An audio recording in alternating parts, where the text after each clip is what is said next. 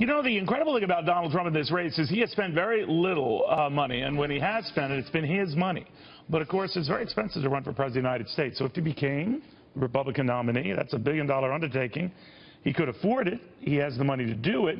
But would he do it? Or would he just let the Republican Party handle it?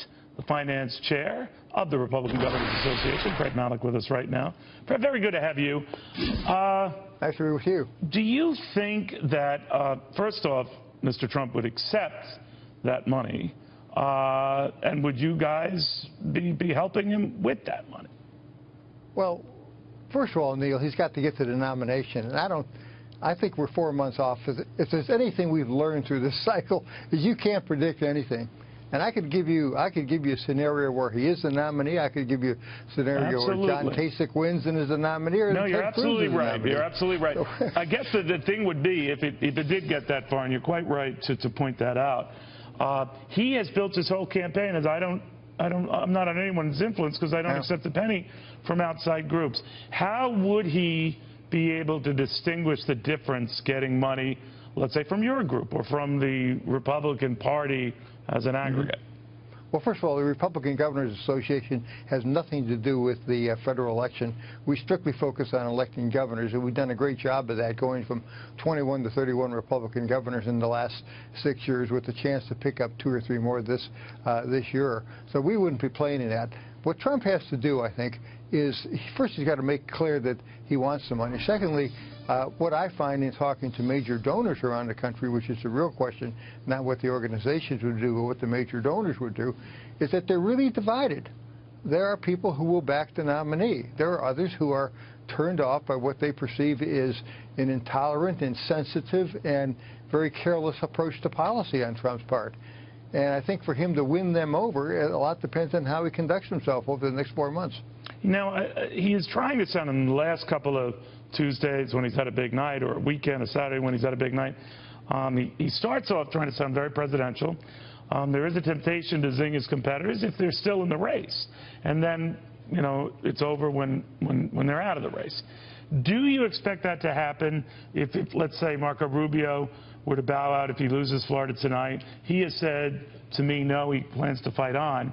But that if that doesn't happen, in other words, if he steps out, that Donald Trump's tone will change because competitors are fewer. I don't think I hope his tone changes. I think the more likely scenario here is that John Kasich wins Ohio. Let's assume for a change the polls are right and Kasich wins in Ohio.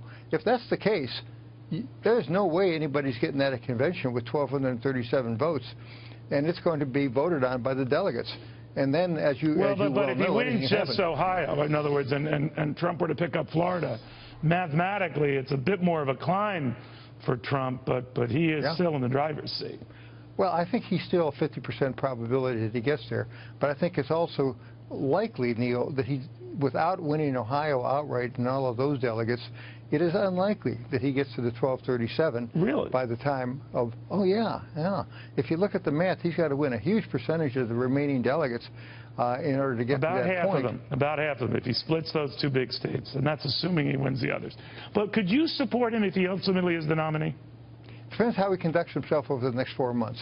Look, he's brought a lot of new ideas, a lot of new voters to the party, but he's also shown a sign of intolerance and insensitivity that doesn't appeal to me and a lot of others. But his people, Fred, say you got to get over that. Your guys, not you specifically, they're all sounding like babies. What do you say? No, I don't think they're sounding like babies at all. I think they're sounding like they want a president who speaks for the nation, who can unify people, who can bring people together, not separate them, and not stigmatize people who are different from himself.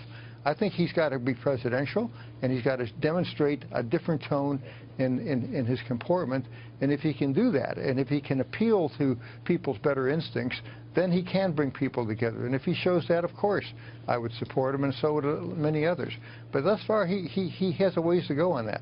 All right, we'll watch him closely. I know you will be as well. Fred Malek, always a pleasure, sir. Thank you.